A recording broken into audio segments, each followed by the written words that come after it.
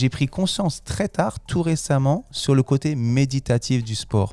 Et en fait, pourquoi j'ai besoin de faire autant de sport ? Quand je dis autant, je ne suis pas un sportif de haut niveau, mais je suis un sportif régulier. C'est-à-dire 3 fois par semaine depuis toute ma vie finalement. Quand j'étais gamin, je faisais 3 fois du foot par semaine. Tu sais, tu avais 2 entraînements et le match le dimanche. J'ai gardé ce rythme de 3 fois par semaine. Je n'ai jamais arrêté, sauf à un moment donné où je l'ai arrêté. Et c'est quand je l'ai arrêté, je devais avoir une trentaine d'années, j'étais dans les démarrages de l'immobilier, justement dans le stress du métier. Tu vois, on parlait de mes débuts. À un moment donné, j'ai arrêté le sport. Et ben, je me suis mis une autre difficulté supplémentaire parce que je ne pouvais plus évacuer. Je n'avais pas ce côté méditatif du sport. Je n'avais pas ce côté dépenser de l'énergie pour en récupérer x10. Je n'avais pas ce côté prise de distance par rapport à mon quotidien pro et perso. Et en fait, j'ai recommencé à y arriver de nouveau quand j'ai repris le sport. Vraiment, le sport, pour moi, c'est vital. Et je ne comprends pas pourquoi on peut pas... La société arrive à nous inculquer, on va dire, des choses fortes... Mais je trouve que le message du sport, il n'est pas encore assez puissamment diffusé parce que c'est un bien-être de dingue.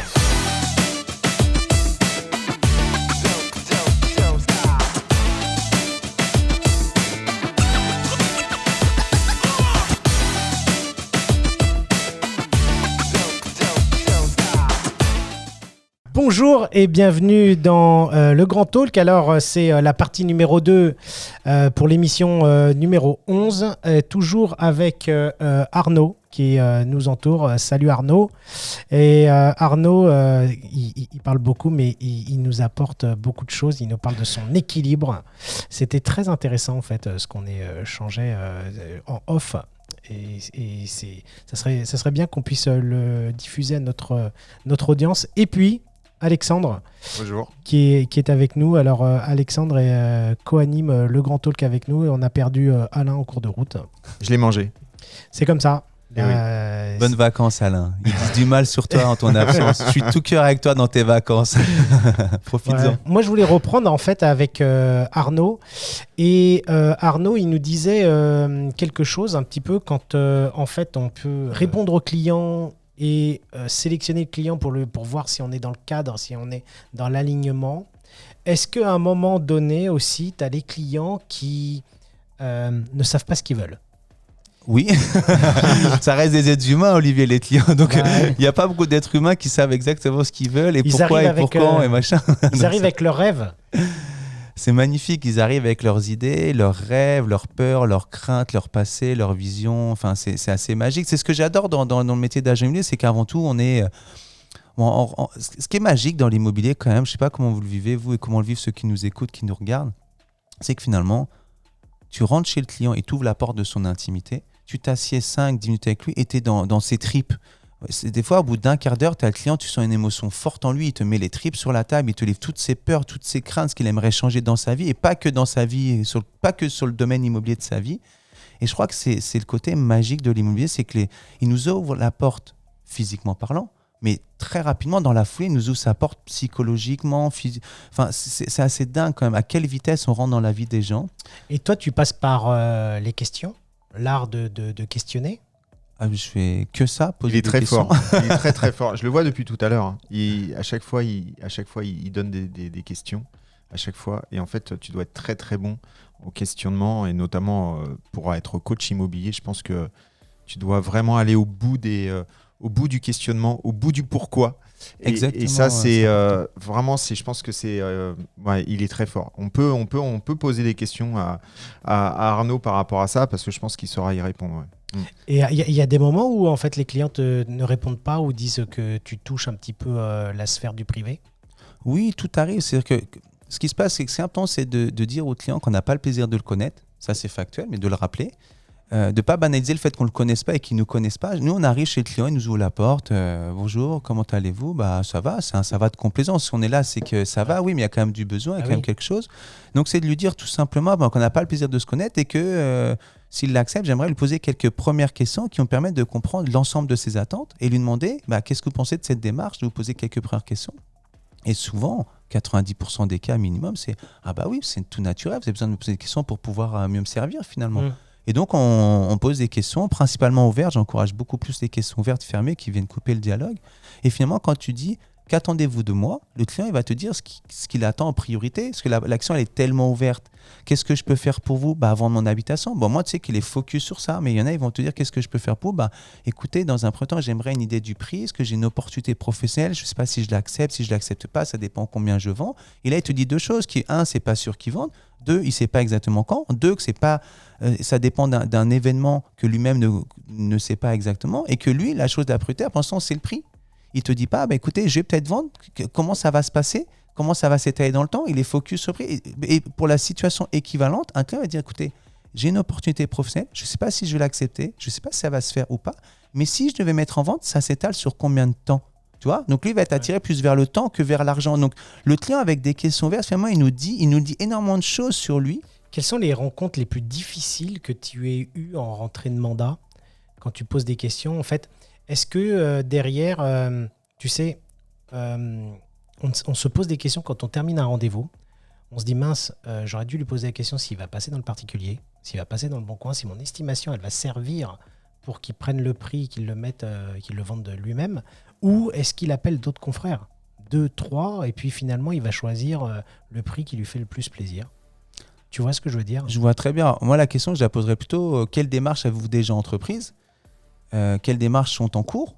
Quelles démarches sont actuellement en cours de votre côté? Sans parler du mot de confrère. Ah, jamais, jamais. Ni de, est-ce que vous allez vendre par vos propres moyens? Ah, jamais. Tu n'utilises pas ce genre de mots? C'est intéressant. Hein. Non, mais moi, je pose des questions ouvertes. C'est une démarche. Après, le démarche, j'ai dit, écoutez, j'ai appelé le diagnostiqueur, j'ai appelé un confrère. Quelle démarche en cours? Écoutez, là, il y a aujourd'hui, ce soir, il y a un confrère qui vient. Naturellement, il va te le dire. Donc, mais par exemple, tu vas prendre un exemple. Tu vas dire à un client, quelle démarche avez-vous déjà entreprise? Écoutez, j'ai mis sur le Bon Coin et rien d'autre. OK, mais en dehors du Bon Coin, quelles autres démarches sont en cours? Tu vois, il faut que tu recreuses parce qu'il va te donner une de ces démarches. C'est ça. Donc, quand tu poses une question ouverte, ce qui est important, c'est de compléter avec des questions un peu plus investigatrices. Parce que le client, tu vas poser une question ouverte, il va donner une phrase. À toi d'abonder, de surenchérir, de tendre la tête, de lui tendre le regard, de lui poser mais quoi d'autre, mais c'est-à-dire, mais encore, pour que justement, il te donne d'autres informations, mais sans lui faire du choix multiple, sans lui dire, écoutez, est-ce que vous avez fait le Bon Coin? Oui, non. PAP, oui, non. Les confrères, oui, non. Est-ce qu'il y a d'autres confrères qui peuvent faire la même chose que vous, monsieur Lajemblé? Potentiellement, tu vois, t'es embarrassé, là. Dans tes formations, en fait, là, tu es en train de nous dire, je choisis une sémantique, j'ai un certain vocabulaire qui est ultra, travaillé. C'est pas humain de sélectionner les mots pour pas suggérer en fait telle ou telle chose, parce que nous, dans notre tête, on pense à la chose. C'est de la compétence inconsciente. En fait, il est arrivé à un certain niveau où, je pense que vous connaissez la compétence inconsciente, la compétence consciente. En fait, à un moment donné, effectivement, je pense que là où il est arrivé aujourd'hui, c'est que c'est naturel. À partir du moment où ça devient naturel, tu te poses plus les questions. Quand c'est pas naturel, c'est là où ça pose peut-être des fois des problèmes, et c'est dans l'apprentissage. Mais à un moment donné, quand il arrive là, lui, Arnaud Mautref, aujourd'hui, quand il arrive chez un client, c'est naturel en fait de poser ces questions-là, ces questions ouvertes, elles arrivent naturellement, ce qui fait que tout ce qui en découle va être finalement logique. Et je pense qu'aujourd'hui, c'est l'entraînement. Et c'est pour ça que c'est important l'apprentissage, on revient à l'apprentissage. C'est pour ça que c'est important l'entraînement, c'est pour ça que c'est important que les conseillers immobiliers s'entraînent, soient coachés et s'entraînent par l'apprentissage, de manière à ce que ça arrive dans la sphère de l'inconscient en fait. Et que ça soit naturel pour eux en fait de poser ce genre de questions. En fait, il fait de la maïotique. Oui, c'est ça. Naturellement. Mais tu as lu des bouquins là-dessus ou... Non, j'ai suivi des formations. On parlait de Denis Beauville tout à l'heure. Denis Beauville, c'est un expert dans le questionnement des questions ouvertes, la découverte client. Moi, il m'a beaucoup apporté là-dessus. Donc, je pense pas que je l'ai pas eu de manière inconsciente. Je l'ai bien conscientisé parce que il nous a aidé à l'époque à prendre conscience de la découverte, de découvrir avant d'offrir. Alors, dans la théorie, c'est simple et on pense tous le faire et on pense tous le faire très bien. Mais on se rend compte qu'on ne découvre pas assez et du coup, on n'offre pas de manière assez adaptée. Donc, le fait de pousser ce sujet-là, et aujourd'hui, effectivement, je développe le concept. Moi, je pars du principe, plus tu découvres le client, plus il se livre à toi et finalement, plus il t'achète. Et je me retrouve dans des situations où le client, finalement, il s'est tellement livré à toi, ça veut dire qu'en gros, ce qu'il te dit en se livrant à toi, le client, c'est qu'il est bien avec toi. C'est ça. Qu'il est en sécurité avec toi, qu'un des premiers besoins dans la pyramide de Maslow, juste après les besoins physiologiques. Donc, le client, il est en sécurité avec toi, il se sent reconnu, il se sent pris en considération. Pourquoi il ne t'achèterait pas ? Tous les feux sont verts dans ses émotions, dans son sentiment. Et si on faisait un petit jeu de rôle, le client, tu lui dis, écoutez, voilà, quelles sont les démarches que vous avez entreprises actuellement ? Vous allez être le deuxième interlocuteur. Je reçois une agence cet après-midi, juste après vous. À partir de là, comment tu rebondis quand il te donne cette information-là ? Alors ça, c'est une question qu'on décorrèle d'un contexte. En même temps, c'est de savoir toi ce que tu fais chez lui, comment il t'a connu, qu'est-ce qu'il connaît de toi. Parce que souvent, on dit à un client, on va chez le client, on ne sait même pas comment il nous a. On est tellement content d'aller chez un client finalement qu'on oublie de lui demander comment il nous a connus, surtout qu'est-ce qu'il connaît déjà sur nous. Alors voilà, reprenons depuis le début. Comment ça se passe en fait ? Tu t'arrives, tu sonnes, tu rentres. Alors, de toute façon, le rendez-vous, il commence déjà avant le rendez-vous. De toute façon, tu vas déjà faire en sorte qui est propriétaire de l'habitation, qui va être éventuellement mise en vente, ou qui vous questionnez sur la mise en vente d'une habitation, qui en sont les propriétaires. C'est un tout seul, deux. Tu vas tout de suite détecter quel est le support de décision. Est-ce que c'est monsieur, madame plus un conseiller extérieur ? Donc, c'est important de savoir de quoi il s'agit, de qui il s'agit, et d'arriver au rendez-vous sachant déjà ça. Parce que moi, tu viens, tu as tous les interlocuteurs. Donc ça, c'est la base. C'est d'arriver ce qu'on appelle le premier rendez-vous. Grâce à une découverte téléphonique préalable, tu arrives, tu as tous les décideurs, ou en tout cas, si tu les as pas tous, tu es en pleine conscience sur ça. D'accord. Et tu vas te rendre disponible pour ceux qui sont rendus disponibles pour toi. Mais ça se trouve, tu faut savoir, est-ce que le décideur, c'est l'absent ? Ou est-ce que le décideur, il est parmi les présents et tout ça. Donc ça, c'est important de savoir qui va décider. C'est ultra intéressant ce que tu nous dis. C'est la base. C'est ça. Moi, mon temps, on n'a qu'une seule ligne du temps. Et c'est vrai que ce qui m'a plu dans le métier, ce qui me plaît aussi d'autant plus aujourd'hui, parce que je ne rajeunis pas, on parle de 15-16 années de carrière, ça veut dire que je les ai aussi physiologiquement, on ne rajeunit pas. C'est de savoir à qui j'ai affaire. Plus vieux autour de la table aujourd'hui. Non. Il essaye, Alex, il essaye. Non, mais tu sais, en fait, c'est comme le bon vin, on s'améliore.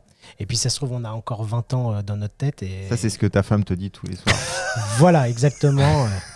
Et la tienne, elle participe aussi au même discours. Exactement. C'est pour ça qu'elle est là. Parce que tu sais, au bout de 25 ans, à un moment donné, tu veux plus lâcher. Tu te dis que si ça améliore, je pense que c'est le bon moment en fait. Je souhaite beaucoup de courage à Sina de supporter Alexandre. Il lui en faut. Ah, j'adore. Après, dans le sujet sur les clients, effectivement, ce qui est important, c'est de savoir à qui on a affaire et qu'est-ce qu'ils attendent. Plus tôt tu le sais ça, plus tôt tu peux t'adapter. Donc, si tu vas dans un rendez-vous, pour reprendre ton cas pratique, tu vas dans un rendez-vous, tu te présentes chez le client, tous les supports, toutes les personnes qui vont être support de l'addition sont là. Tu leur dis justement ce que je disais tout à l'heure. Je vais vous poser quelques premières questions. Donc moi, si tu me demandes en cas pratique, d'abord, j'invite le client à le suivre à un endroit où on peut se poser, s'installer, faire connaissance. En premier, la priorité, c'est le client. Et en deuxième, la découverte du bien. Monsieur Arnaud, je ne vous montre pas le bien tout de suite. Non, c'est-à-dire je continue le jeu de rôle. Arnaud, je ne vous montre pas le bien tout de suite.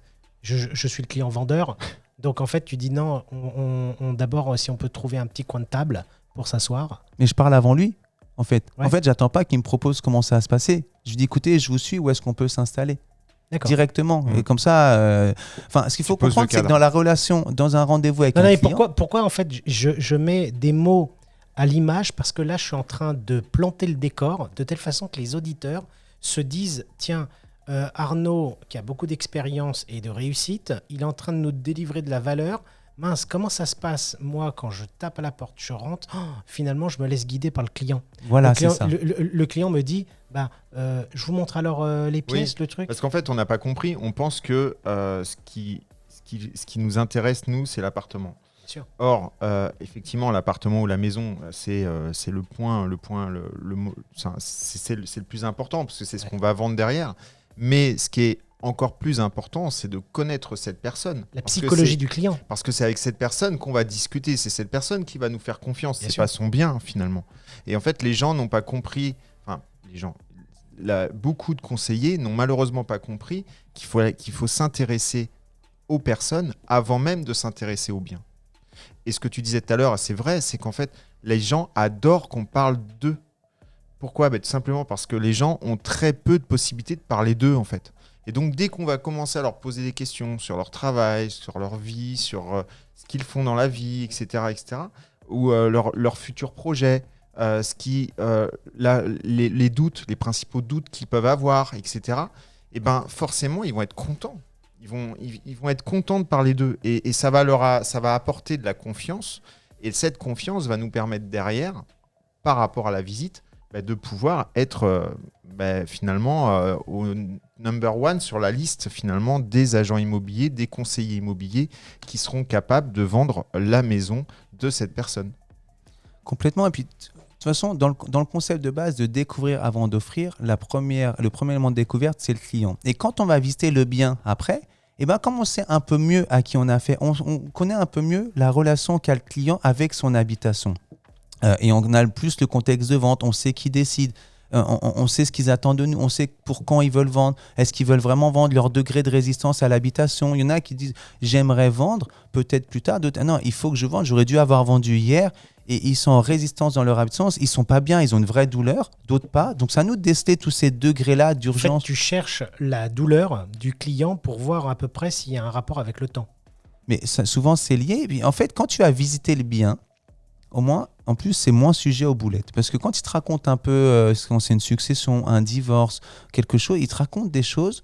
Et s'il te dit, tu vois, par exemple, tu vas visiter, il y a une maison avec 4 chambres, par exemple. Tu n'as pas compris qui étaient les occupants en amont, tu peux faire une boulette, mais malgré toi, tu vois, le coup d'humour, mais hyper mal placé. Ou, par exemple, tu prends un exemple, il y a des situations où tu vends, c'est des situations de divorce. Ils sont déjà en modèle chambre à part. En fait, tu as 2 enfants, mais tu as les 4 chambres occupées. Au moins, tu sais que la dame, elle dort dans son coin, monsieur, il dort dans son coin, les enfants... Et quand tu décolles l'habitation, que tu sais ça en avance, en gros... Il n'y a pas, en fait, qui occupe. Tu vois, en fait, il faut poser beaucoup de questions sur le client pour ne pas faire des questions maladroites après aussi. Tu vois, faire attention. Grâce à ça, en fait, tu sais que s'ils sont en divorce, ça peut être difficile sur le choix du prix, sur le choix de la signature du mandat. Et puis souvent, dans notre expérience, on rend compte que des personnes qui divorcent ont leur agent immobilier à gauche, la femme, elle en a un autre à droite, et puis nous, on est peut-être du mauvais côté. Ou peut-être du côté le plus décideur des deux.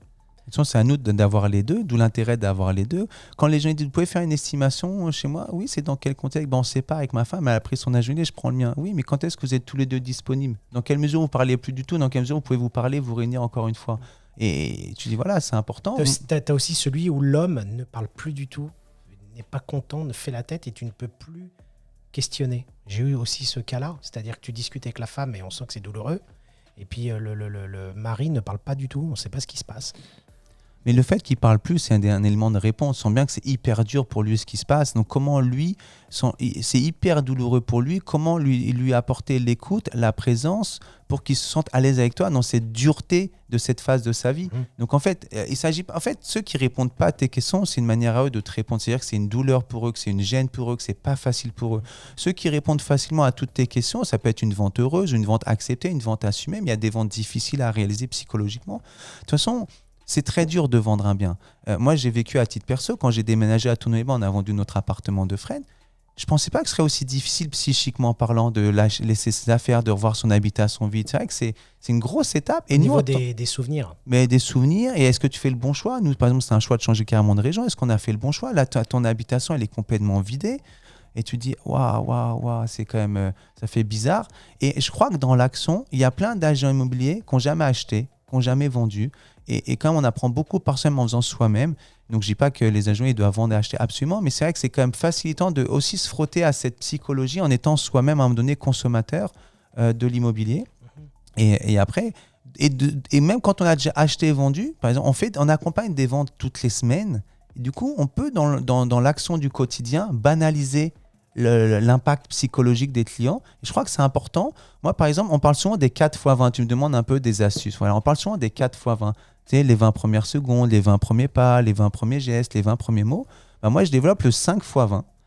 C'est bête, c'est 20 secondes de respiration, concentration, de conscientisation avant de taper à la porte du client. Comme ça, tu dis, OK, je vais rentrer chez quelqu'un, de ce que j'ai compris au téléphone, c'est ça les grandes lignes, je vais en découvrir davantage sur lui, je vais me concentrer et je vais être engagé avec lui, je me connecte avant que la porte s'ouvre. Et ça, c'est la base. La préparation, elle est beaucoup mentale. Si tu te dis, tiens, peu importe ce qui s'est passé avant dans ma journée, je souffle, je respire 20 secondes et je me vois. Par exemple, si tu as un rendez-vous de prise de mandat, admettons, ou un rendez-vous de... c'est important, c'est de se voir dans sa tête, se voir en train de tendre le stylo au client pour qu'il signe le mandat. Ou de se voir dans la tête, Imaginez le client déjà en adhésion avec toi sur ce que tu vas lui présenter. Donc, c'est important de se voir, de visualiser avant que l'action elle ait commencé. Comme ça, tu as déjà suggéré à ton cerveau la réussite.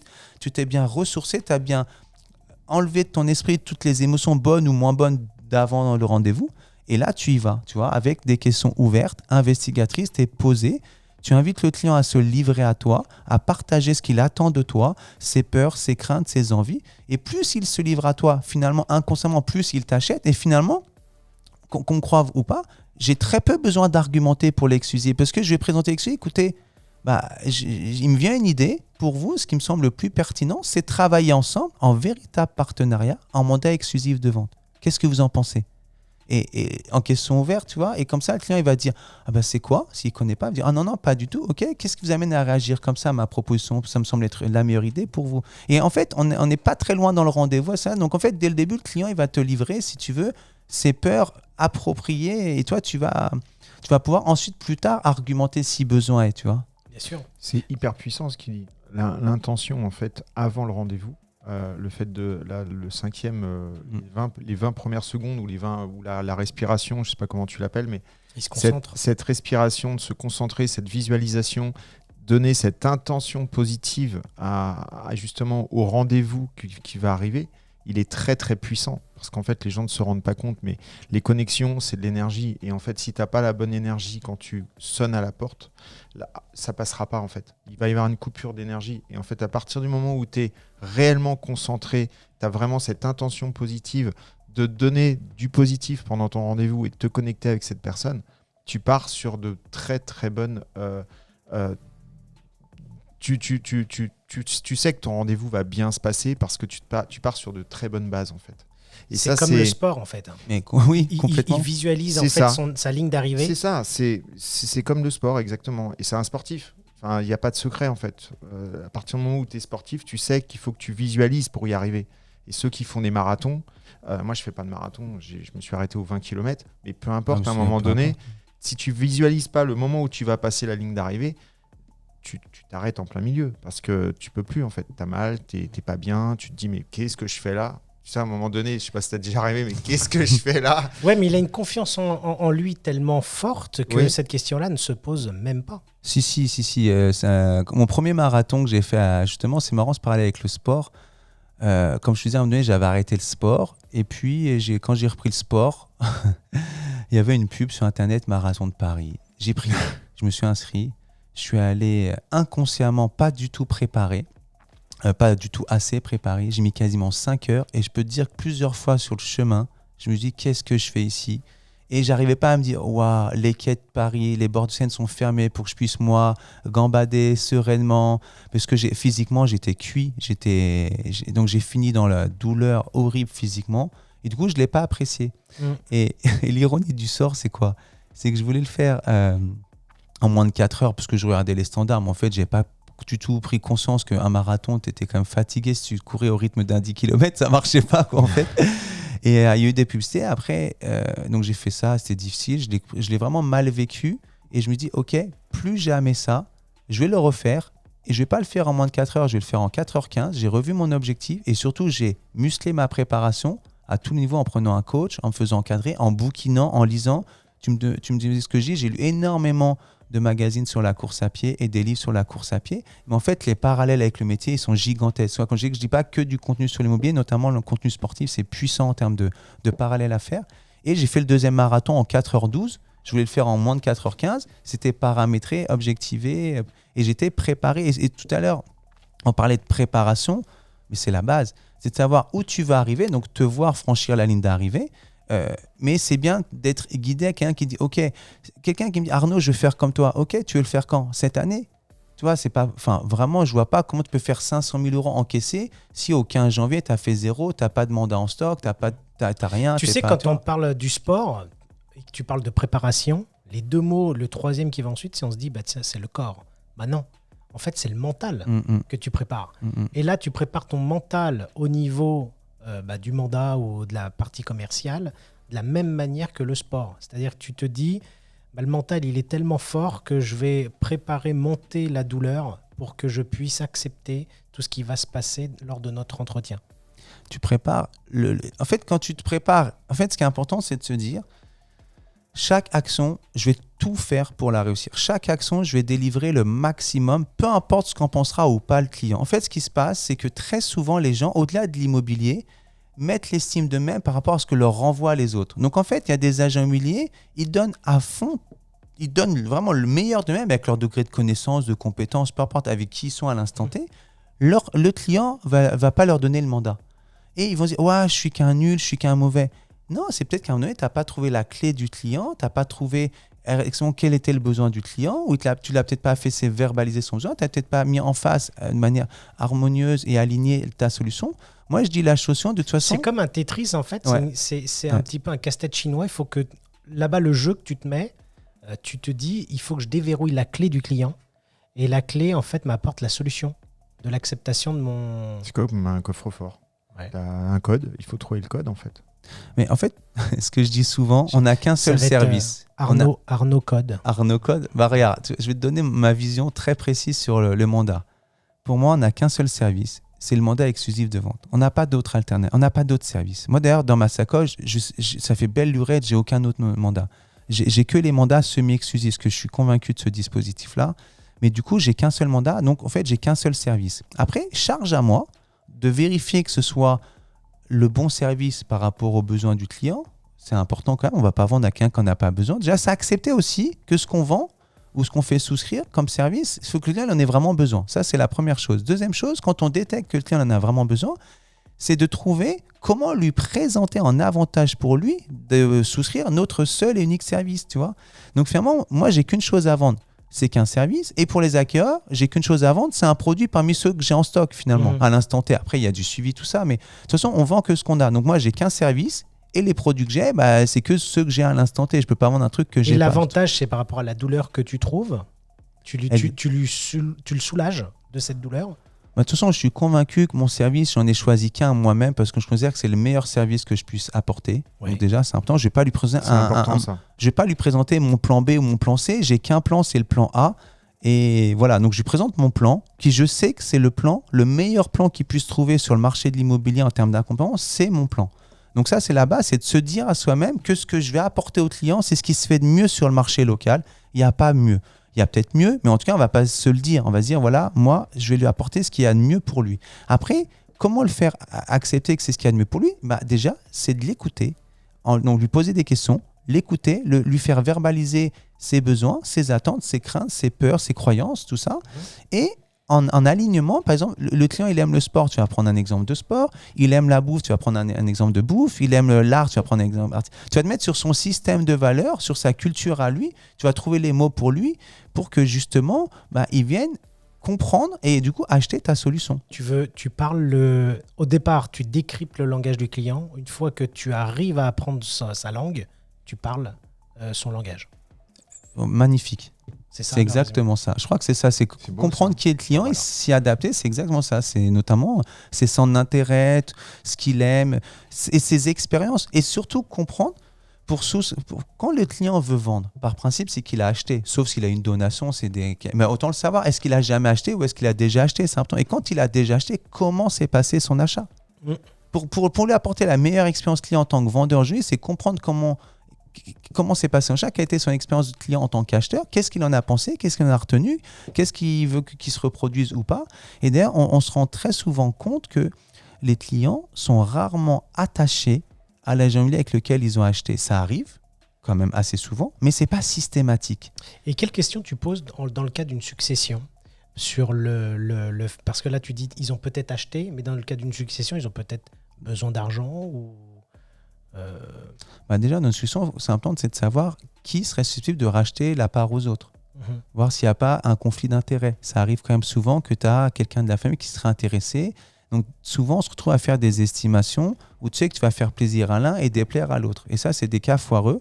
Moi, personnellement, j'ai toujours fait payer mes estimations écrites parce qu'au moins, je sais que je vais plaire à l'un et déplaire à l'autre. Donc de toute façon, je fais mon travail avec conscience professionnelle. Je délivre mon travail et puis après, ils font leur tambouille familiale.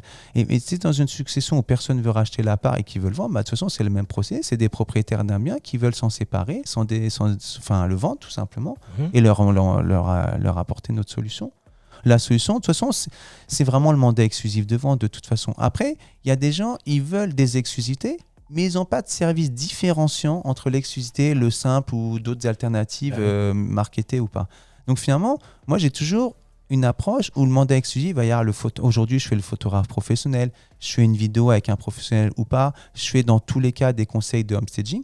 Et aussi pourquoi, regarde, je suis très adepte du homestaging. Donc je donne beaucoup de conseils en amélioration de l'intérieur pour le vendre aux meilleures conditions. En virtuel ou en réel? Alors en réel, mais quand c'est vide, je fais du virtuel. On fait bien nettoyer l'habitation et on fait du homestaging virtuel de question. Mais quand c'est meublé, l'un n'empêche pas l'autre. Il m'arrive de faire du homestaging réel et puis aussi virtuel quand c'est nécessaire. Tu t'adaptes dans les deux. Exactement, on s'adapte là-dessus. En fait, j'ai une boîte à outils et je ne vais pas sortir tous les outils systématiquement. En gros, si on peut prendre l'exemple de l'artisan que tu disais, prenons l'artisan dans le bâtiment. D'ailleurs, aucun artisan du bâtiment vide son camion chez toi quand il vient faire des travaux chez toi. Il va regarder la situation et puis il va sortir de son camion les outils seulement dont il a besoin. La bonne clé. Voilà, donc c'est le même principe, nous, finalement. Donc la succession ou pas, finalement, c'est le contexte qu'il faut découvrir.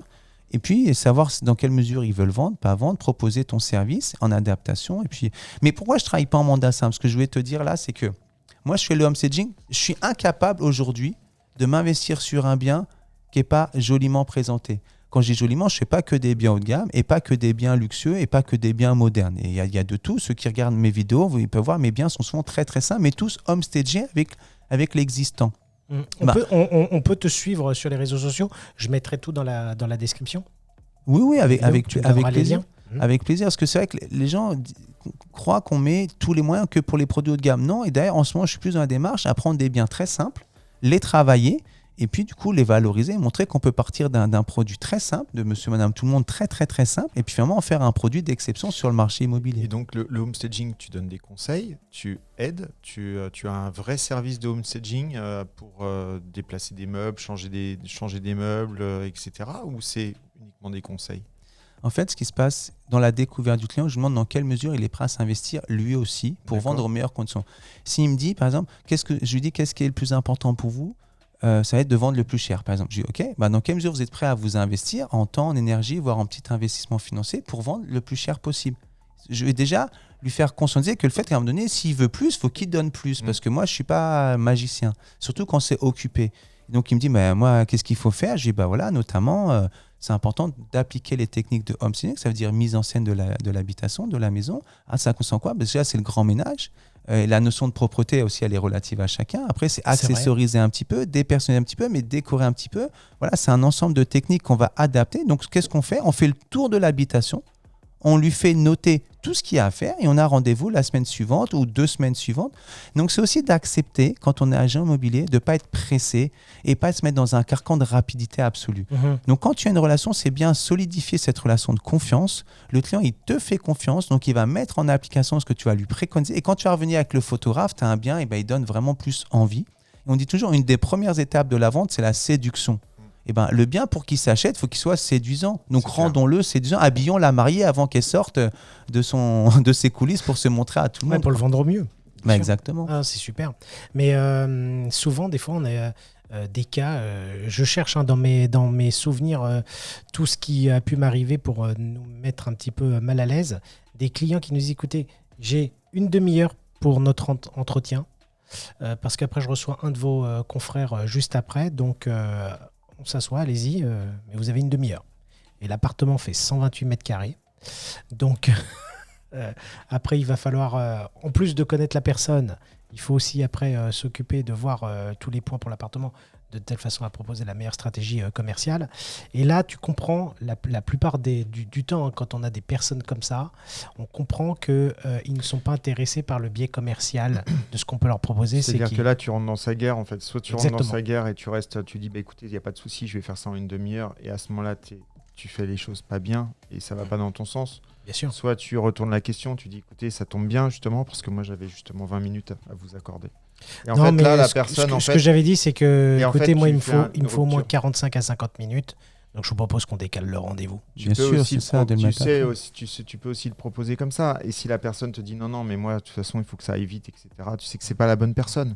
Alors, Exactement. Je crois qu'il faut accepter que Voilà. tous les Ouais. clients sont pas faits pour nous. Ils sont des Exactement. clients pour d'autres agents Bien immobiliers. sûr. Pour la petite histoire, je vais vous donner en plus raison, c'est que quand on a suivi la dame, ça tombait pendant le premier confinement, on l'appelle et elle nous dit bah écoutez, je l'ai mis sur le bon coin et il s'est vendu en 24 heures au prix que vous nous avez donné. Oui, bah oui. Au niveau de l'estimation. C'était pas la bonne personne pour toi, c'est tout. Non, bien sûr. Voilà. Et Mais il faut l'accepter. Bien sûr. Mais après, au bout d'un moment, quand on pose des questions aux clients, il y a des clients, ils assument qui sont justement. Et tous les clients ne se cachent pas derrière, ne se défaussent pas. Qu'est-ce que vous attendez de moi? Que vous me donniez le prix, d'accord? Et en fait, quel est votre projet? Donc, c'est de vendre, ok, mais comment vous comptez vous y prendre pour vendre votre bien? Ah bah, je compte le mettre sur le bon coin et peut-être après, je confie. En fait, il fait juste Bien de poser sûr. la question Bien au sûr. client et des fois, le client, de manière très assumée, mais très limite bienveillante, ok, vous êtes agent immobilier, vous me donnez un prix, puis moi, je me débrouille. Mm. Donc, en fait, comme on donne cette image, aussi, le problème, c'est quoi? À force de faire des messages, estimation gratuite, offerte, machin et tout, qu'est-ce Ouais. qui se passe? Le client, il prend le cadeau. Bien sûr. Tu mets un cadeau, qui est tu dis normal. tiens, c'est cadeau. Bah Ouais. ouais, je prends. Ouais. Bah Mais oui. quand le client, il prend le cadeau, mais tu banalises tellement la manière dont tu l'offres, Ouais. bah, il banalise aussi la manière dont il accueille le cadeau. Ouais, Et ça, c'est un vrai problème de fond aussi. Ça, c'est un vrai problème de fond, ça, l'estimation gratuite. Déjà, il faut le transformer en offert parce que le travail n'est pas gratuit, mais le travail est dévalorisé. Et je ne comprends pas qu'il n'y ait pas eu une unité au niveau des agents immobiliers pour se dire arrêtons de se faire avoir comme ça et commençons à se professionnaliser. Tu peux pas aujourd'hui parce que tu l'as bien vu avec ce qui arrive sur le marché aujourd'hui, et notamment on en parle souvent, les agences de papa par exemple qui mettent des commissions à 2000 € ou d'autres réseaux qui viennent. Il y a toujours en France, on tire de toute façon tout vers le bas. Ouais. Tu sais comment donc, j'appelle ça, le syndrome free. C'est-à-dire qu'à un moment, Oui, vous avez tous payé des Millennium de chez SFR, des abonnements de chez Bien Orange, sûr. et Free est arrivé et il s'est dit allez, je balaye tout sur la table et je vous fais un abonnement à 19,90 € et en plus je vous donne de l'illimité au niveau des téléphones et des SMS et je vous donne tant de gigas. Mhm. Et là, les gens l'ont pris.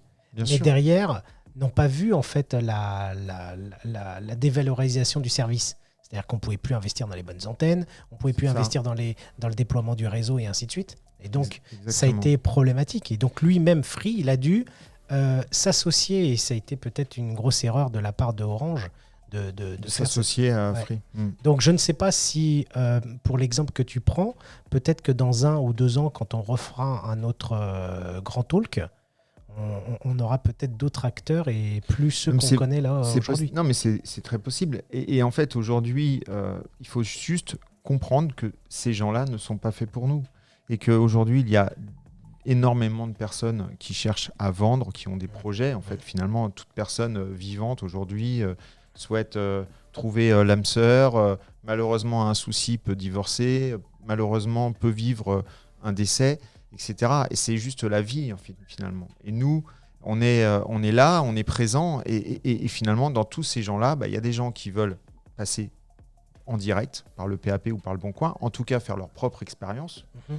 Et puis il y a des gens qui veulent tout de suite faire confiance à 1 ou 2 ou 3 professionnels de l'immobilier. Et à ce moment-là, nous, on est là. Et je pense qu'il faut... Et entre les deux, il y a le suivi, tout simplement. C'est-à-dire qu'une personne qui fait sa propre expérience, peut-être qu'à un moment donné, au bout d'un mois, peut-être des fois 15 jours, peut-être des fois une semaine, peut-être des fois le premier jour, il va déjà s'apercevoir que ce n'est pas pour lui. Parce que quand il va recevoir je ne sais pas combien de messages de professionnels, de particuliers, etc., il va se dire « Oh là là, non, mais je ne pensais pas que c'était comme ça. » en fait. Mais surtout qu'en plus, il ne gère pas son cadre au niveau des horaires de visite. Il ne peut pas Bien sûr. filtrer et puis savoir si la personne elle est bonne au niveau du profil bancaire ou Financier, etc. financier. Donc Exactement. c'est pour ça, je pense que, et Arnaud, il a tout à fait raison, dans le fait, il faut questionner les gens, il faut les questionner parce que finalement, en les questionnant, on arrive à savoir ce qu'ils souhaitent faire. Et s'ils ne nous le disent pas au premier bonjour, ils vont nous le dire à un moment donné. Et c'est en le questionnant, en lui demandant pourquoi, qu'à un moment donné, il va nous délivrer, il va nous dire, oui, mais en fait, aujourd'hui, vous êtes là parce que je sélectionne un professionnel ou vous êtes là parce que je veux un prix et ensuite je vais aller dans le PAP ou dans le Bon Coin. Vous êtes là parce que j'ai envie de sélectionner 3 professionnels en qui je vais avoir vraiment confiance. Et voilà. Et en fait, avec ça, c'est à nous de nous débrouiller après pour pouvoir tirer l'épingle du jeu et nous dire ok, moi je suis le bon professionnel pour vous parce que vous m'avez dit ça. Vous m'avez dit ça tout à l'heure, c'est bien ça. Vous m'avez dit ça, moi je peux vous donner ça. Et donc à partir de ce moment-là, il y a une confiance qui se fait. Et les honoraires, on peut en parler aussi. Tout à l'heure, on en parlait. Les honoraires, c'est plus un problème en fait, parce que la confiance est là. Bien sûr. C'est la base de la confiance. Et pour prendre ton exemple, Olivier, c'est quelqu'un qui te dit au téléphone, écoutez, c'est tel jour, à telle heure, j'ai une demi-heure de vous. Tu dis, OK, quelle autre alternative vous avez à me proposer? Tu n'es pas obligé de dire si tu es dispo ou pas. Tu dis, Bien OK, ça, je vais ouvrir mon agenda. Tout en vous écoutant, je vais ouvrir mon agenda. Quelle autre alternative? Ça se dit, une autre alternative, elle va te la donner naturellement.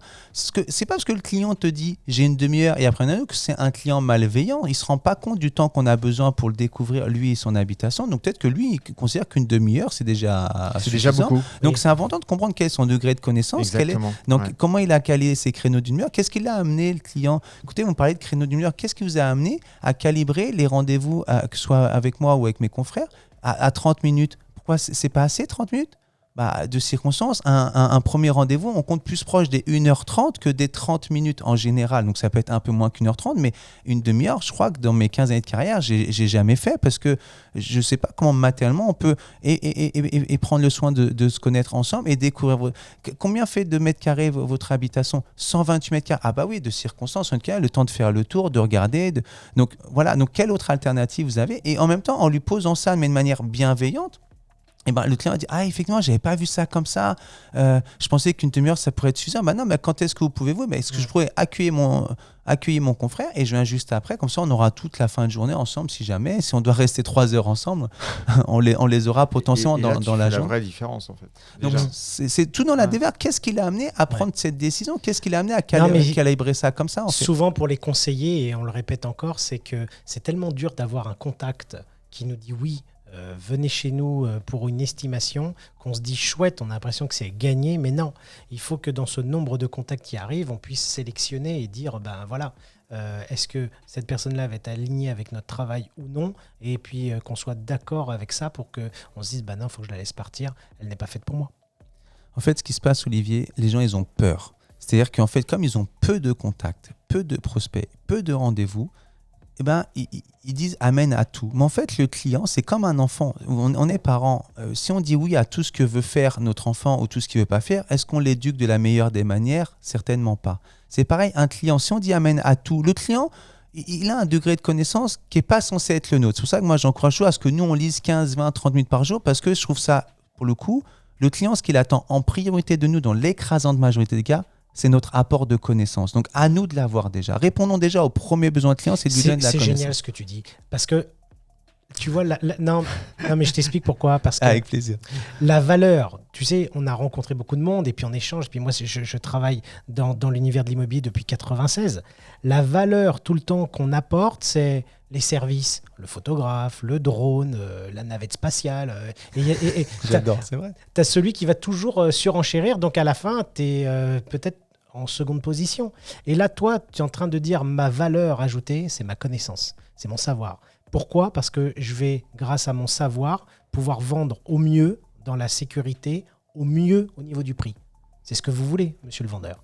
Mais c'est ça, le premier besoin de l'être humain, on parlait des besoins physiologiques, c'est de se sentir en sécurité. Ça, après, dans le choix du prestataire, on parle beaucoup de la technique son case, tu sais, sympa, oui. Sécurité, orgueilleux, nouveauté, et maintenant il y a écologie, c'est vrai. Environnement, écologie. Donc déjà, sans aller très très loin, tu poses des questions ouvertes à ton client. Tu peux te dire, tiens, est-ce qu'il est plutôt tourné vers la nouveauté? Auquel cas, dans ta présentation, tu vas mettre en valeur, tu vas sortir ta tablette. Si c'est le client plutôt traditionnel, qui veut plutôt un mec sympa, il va trouver d'autant plus sympa si tu sors le cahier, le stylo, parce que lui, c'est son système de valeur. Tu vois, tout est lié. Et le client qui se sent en sécurité, souvent, il a le besoin d'ordre. Si tu prends, tu te montres organisé. Tu n'as pas besoin de lui dire, ah ouais, moi, je suis organisé. Non, montre-toi organisé, il va sentir en sécurité. Lui, il a le besoin d'ordre. Montre-toi ordonné. montre-toi organisé, montre-toi que tu gères bien tes affaires. Il va dire, mon dossier avec lui, il va être bien géré. Donc, c'est un ensemble de choses. C'est pas que le choix des mots MOTS pour répondre aux mots MAUX. D'accord. C'est un ensemble de comportements en pleine conscience. Donc, quand je dis la connaissance, c'est pas que la connaissance technique, c'est la connaissance de soi. On en parlait tout à l'heure. Et avoir le client, tu vas lui poser des questions. Il va te répondre. Si tu n'as pas la connaissance, comment tu vas y répondre finalement? Donc pour moi, il y a deux choses. C'est découvrir avant d'offrir et chaque jour muscler, étoffer sa connaissance au sens très large du terme, dont aussi la culture générale. Là, il y a des événements sportifs régulièrement, des événements médiatiques, politiques, sanitaires. D'être au fait de l'actualité. Le minimum le matin, moi, c'est de lire les news. On me dit, qu'est-ce que tu lis tout le matin? Déjà, je lis les nouvelles déjà. Je te fais une petite rétrospection de 98. Aimé Jacquet disait, Robert, muscle ton jeu, Robert. Et donc, en fait, toi, pour les conseiller, tu leur dis, musclez-vous, musclez vos connaissances, parce que comme ça, vous allez pouvoir apporter votre vraie valeur et montrer la différence par rapport à votre concurrence. En fait, finalement, c'est une différenciation. Mais exactement. C'est-à-dire qu'en toute simplicité, tu arrives chez le client. Toujours les clients, la plupart du temps, ils aiment les choses simples. Enfin, je pense que penser que les gens, ils veulent que tu me parles de navette spatiale, ça me fait délirer. Le client qui n'est pas tourné vers la nouveauté et la digitalisation, la navette spatiale, il va dire, mais moi, vous faites voler ce que vous voulez. Ce que je veux, c'est vendre. Dans quelle mesure vous me garantissez que mon bien soit vendu aux meilleures conditions, dans un délai précis et tout. Voilà, c'est ça. Tu sais, souvent, ce qu'on me disait, c'est bien le drone, mais c'est pour vos clients, c'est pour vous, c'est pour mieux vendre. Mais finalement, moi, ça me change pas ma vie. Très souvent, les AGM, ça me fait rire. Et du coup, c'est du régal au niveau proximité. C'est que les AGM, ils mettent en valeur les moyens. Et ils oublient, ou alors c'est conscient, de mettre en valeur leurs résultats. Parce que finalement, tu déploies une artillerie lourde, mais tu en as quel résultat au final? C'est quel résultat m'attend si je te laisse déployer tous ces moyens? Et souvent, les résultats ne sont pas à la hauteur. Parce que ce qui fait la différence, c'est l'humain. Et tu sais pourquoi? Parce que si on cumule les photos pro, le drone, l'home staging, les différents moyens de communication qu'on va payer et même le temps qu'on va passer pour faire de la vidéo et ainsi de suite, on peut dire tiens, allez, je mets la totale au niveau de tous les services et je vais passer 3-4 heures pour faire tout ça. Finalement, cumuler, ça ne représente pas le montant de la commission. Le montant de la commission, c'est comme un avocat, comme un médecin, c'est son savoir-faire.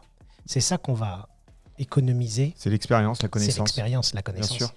Exactement. D'ailleurs, moi, maintenant que je suis en indépendant, je fais le même barème d'honoraires que quand j'étais pas indépendant. Donc, du coup, et ça passe très bien. Donc, je veux dire, ce qui se passe, c'est que les honoraires, de toute façon, le client, il sait très bien qu'un reportage photo, ça va être maximum 300 €. Donc, sur un bien où tu as 30 000 €, le client, il voit très bien que c'est 1% de ton investissement. Tu vas faire une vidéo, ça va te coûter entre 500 et 1 000 €. Donc, même si tu dépenses 1 500 € de communication et qu'il y a un bien à 8 000, 10 000, 15 000 €, tu gagnes quand même ta vie. Mais par contre, le client, il sait compter la plupart du temps. Peu importe les budgets, les classes, tout le monde sait compter. Donc du coup, qu'est-ce qui va faire la différence? Sur quoi il va être prédisposé à te payer grassement, le cas échéant, c'est la valeur que tu vas lui apporter, tu vois. Donc et la valeur que tu vas lui apporter, c'est celle qui va être précise, mais réellement précise. Et elle sera d'autant plus précise car tu auras découvert ses attentes et tu auras mis en face la solution et tu vas présenter la solution en avantage pour lui, sur sa carte mentale à lui. Et là, du coup, il va se dire, moi, très bien, j'y vais, quoi. Enfin, je veux dire, pour lui, il n'y a plus de sujet, quoi, finalement. Et en fait, c'est la même chose pour les garagistes. Les garagistes, on peut acheter des pièces. Allez, Robert. La main-d'œuvre coûte plus cher que toutes les pièces parce qu'il y a le savoir-faire.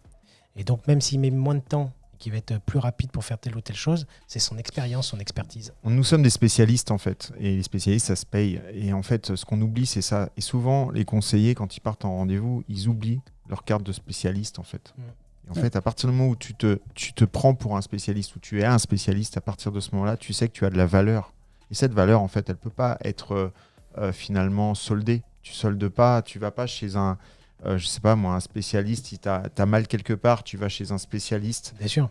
Tu ne vas pas lui dire, vous me faites combien aujourd'hui par rapport à votre prix?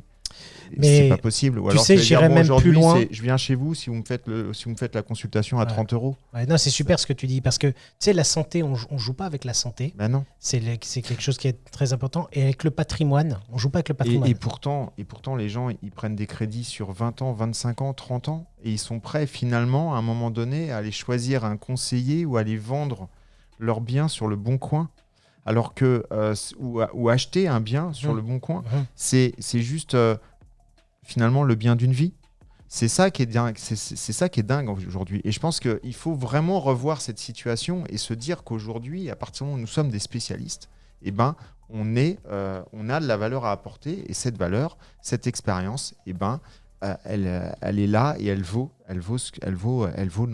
l'argent qu'on leur demande, en fait, tout simplement. Et ça ne se solde pas. Exactement. On va se quitter sur ces mots de la fin. Je te remercie beaucoup. Et je vous remercie d'ailleurs tous les deux. Merci. Mais cette émission-là, je l'adore. Nous aussi. Ouais, je suis bien, on est bien là. Ouais, c'est cool. Franchement, vous savez, j'ai envie sur le prochain de changer le format, de faire un canapé et qu'on échange comme ça, tu sais, un petit peu comme à l'américaine. D'ailleurs, ça sera une idée à mettre en marche. Pourquoi pas. Merci à Arnaud. tous les deux. Merci à vous les gars. On se quitte là pour cette deuxième partie et puis on se retrouve la semaine prochaine pour la troisième partie. N'oubliez pas de vous abonner, de mettre un petit like. Oui, en fait, faites voyager cette vidéo très très loin parce que quand on voit vos intentions d'un like ou d'un dislike, peu importe, ça nous permet en fait d'être vus à travers toute la communauté et au moins que cette vidéo-là puisse être transmise parce que YouTube, c'est le divertissement, mais c'est aussi, vous voyez là, l'apprentissage. La connaissance. Ah bah justement, la connaissance. et donc on apporte tout ça. Merci à vous et puis on vous retrouve la semaine prochaine. À très bientôt. Christmas and a happy new year. A long ride home on a bus is worth it, dear. Though we are miles away and the snow doesn't seem the same, I've been singing about you every day, you and your candy cane.